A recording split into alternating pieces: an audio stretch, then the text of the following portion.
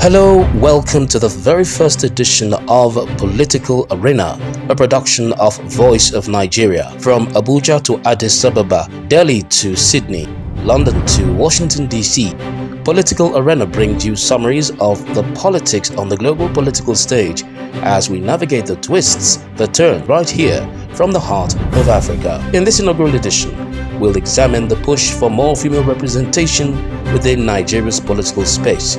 Don't forget to like and subscribe to this channel to get a weekly digest of all the shades of today's political landscape. But first, let's find out key happenings across Nigeria, Africa's largest democracy. We shall stand on your mandate, Bola, on your mandate, Bola, on your mandate. We shall stand. We shall stand. The mantra renewed hope marches on as Nigeria's presidential election petition upheld the victory of President Bola Tinubu and VP Kashim Shettima in the February 25, 2023 presidential election. The five-man tribunal, which sat in Abuja, unanimously threw out the petitions filed by the presidential candidates of the PDP, Alhaji Atiku Abubakar, the presidential candidate of the LP, Peter Obi, and the Allied People's Movement, APM. Chairman of the tribunal, Justice Haruna Tsamani, dismissed all three petitions for lack of merit, saying, "This petition accordingly lacks merit. I affirm the return of Bola Ahmed Tinubu as the duly elected President of the Federal Republic of Nigeria." It must be borne in mind that democracy is not a destination, it is a journey. Democracy challenges us. It tests our resolve, our determination to be the jealous custodian of the will of our people. I want to commend our leadership who have been here, our governors, our leaders from all walks of life who have been with us for well over 12 hours. We want to celebrate them. Reacting to the judgment, the PDP presidential candidate Atiku Abubakar and the LP flag bearer Peter Obi rejected the outcome and vowed to seek redress at the Supreme Court. I take great pains to tell you that the decision of the Court of First Instance on this matter utterly fails far short of expectation. I am therefore here to tell you that though the judgment of the court yesterday is respected, it is a judgment that I refuse to accept. The PEPC has rendered its judgment, but that esteemed body is not the final arbiter. The responsibility now falls on the Supreme Court. I do know that the judgment is not conterminous with justice.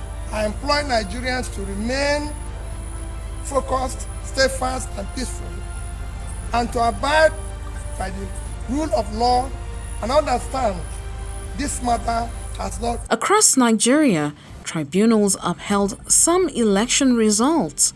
Others were cancelled, and in some cases the losers became the winners. And that was the case involving the senatorial candidate of the PDP in Kogi Central, Natasha Akpoti Uduaghan, as she was pronounced the winner of February 25 senatorial election in the state. The tribunal sitting in Lokoja sacked Senator Abubakar Ohire of the APC and subsequently ordered INEC to withdraw the certificate issued to him. Senator Ohire vowed to appeal the judgment. In Benue State, former Governor Gabriel Suswam returned to the red chambers of Nigeria's Senate after a tribunal sitting in Makurdi sacked Senator Emmanuel Udende of the All Progressives Congress.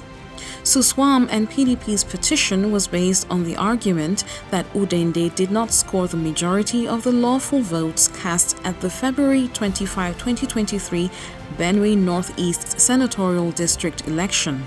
The foray of Honorable Amobi Oga of the Labour Party representing Isikuato Umuneochi Federal Constituency of Abia State, Southeast Nigeria, into the green chambers of the House of Representatives has been halted, delivering judgment in Umuahia.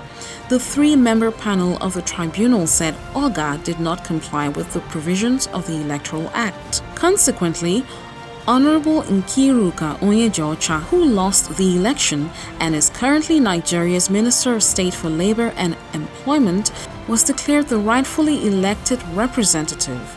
The petition filed by Joseph Tebe of the PDP challenging the outcome of the Oyo South Senatorial District election in Oyo State, Southwest Nigeria, was dismissed by the National Assembly Elections Tribunal, which ruled that the victory of Sarafuddin Ali of the APC was in order. The election that brought Senator representing Delta South, Senator Thomas Onowapo of the APC to the red chambers of the National Assembly was declared inconclusive following a petition filed by Michael Didden, the PDP candidate. The tribunal ordered INEC to conduct supplementary elections in the Warri South local government area within 90 days.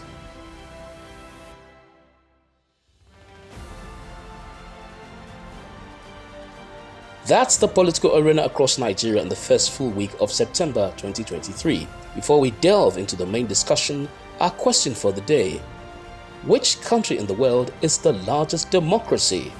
Well, we'll find out at the end of this edition of Political Arena. For now, we'll be back.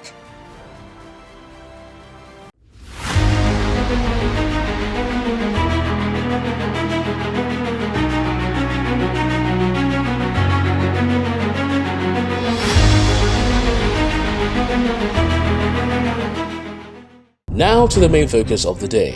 In the recently concluded 2023 National Assembly and State Houses of Assembly elections in Nigeria, a concerning trend emerged: a persistent low turnover of elected female representatives. According to data from Statista, only 11.5% of the seats in the National Assembly are now held by women, down from 12.9% in the previous election of 2019. The situation is even worse in the State Houses of Assembly, where only 7.3% of the seats are currently held by women. Despite efforts to promote gender equity and inclusion in politics, the numbers remain disheartening, with analysts calling for immediate attention and strategic interventions. Voice of Nigeria spoke to some newly elected female National Assembly members on their plans in this new dispensation and how this trend can be reversed. We will be fighting, we'll be lobbying, we'll be speaking to their understanding, and we'll also ensure that we are united as women, which we have started already. We have started to meet and we have started to discuss the issues that affect women and how we are going to use our position as women in the legislative arm to ensure that we influence those bills positively and ensure that our men support us. Because, for instance, in the Senate, we had 7 women, and now I think we have just 3 women that are not even experienced at all. This is a loss to democracy, and of course we women who are trying to ensure that we add to our gains. But now as it is, we have a lot of work to do, and we are going to ensure that we initiate bills that will be able to ensure that women that have been elected are not replaced by men in the near future. I will definitely support anything that would support intelligent, forward-looking, value-adding females from getting positions of authority in this country, because we cannot continue to let patriarchy destroy the nation. When a woman is most qualified and you don't pick her because she's a woman, and then you pick a man who is less qualified, what are we doing to our nation? Men won't let us there come out to vote, to canvass for votes. You just feel women are good in the kitchen. I think you men should allow us also to contest. And then on our part, we need to sensitize women to let them know they shouldn't fear to come out. The whole fear is they know when they come out, the men will push them back. Now, if the men are willing to support us, we will come out. For my constituency, when I was going around campaigning, what I was asked to bring on board is water, good roads, and light, and hospitals. There are no hospitals at all. And most of the schools that are there have been completely shut down, completely collapsed. So it is my own desire to do these things for them, give them good roads, build schools, give them light and water. I've already started. I renovated boreholes 22 in both local government, Taka and Boku, and dug 2 new ones for 3.6 million. This is just coming from my own pocket. With the national and state houses of assembly set to reconvene from their recess, all eyes will be on the female legislators as they are expected to push for new political consensus on more gender balance within the polity.